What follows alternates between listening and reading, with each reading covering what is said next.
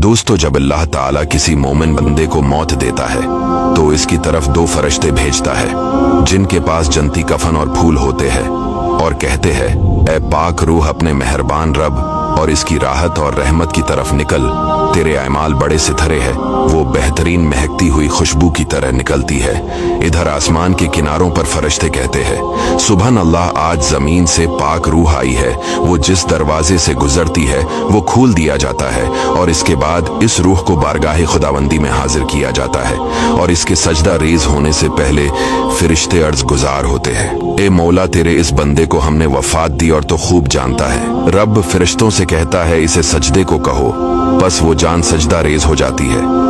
फिर अल्लाह ताला हजरत मैकाइल अलैहिस्सलाम को बुलाकर इरशाद फरमाता है, इस जान को मोमिनीन की जानों के साथ शामिल कर दो। चिनाचे इसे कब्र में लौटाकर कब्र को 70 हाथ लंबाई और 70 हाथ चौड़ाई में वसात दी जाती है। इसमें फूल बखेर दिए जाते हैं और रेशम बिछा दिया जाता है और अगर उसे कुछ कुरान याद होता है तो वही इसके लिए कब्र में नूर बन जाता है। फिर एक दरवाजा जन्नत की तरफ खोल दिया जाता है और वो सुबह और शाम अपना जन्नती ठिकाना देखता है। जब अल्लाह ताला किसी काफिर को मौत देता है तो इसके पास दो फरिश्ते भेजता है। वो कहते हैं, ऐ नापाक रूह अपने रब की नाराजगी और दर्दनाक अजाब और जहन्नम की तरफ निकल। तेरे करतूत बड़े बर्रे थे, वो निहायत बदबूदार मुर्दे की तरह निकलती है।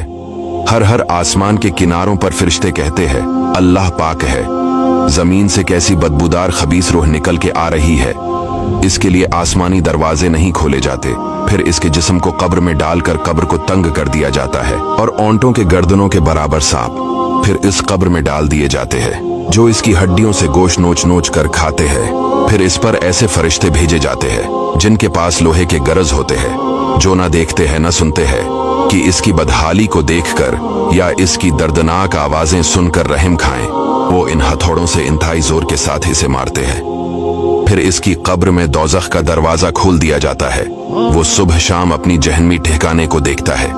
वो जहन्नम को देखकर अल्लाह ताला से सवाल करता है कि मुझे इसी कब्र में रहने दे ताकि बादी क़ियामत जहन्नम के अजाब में मुब्तला न हुओं। दोस्तों, वीडियो को शेयर जरूर कीजिएगा।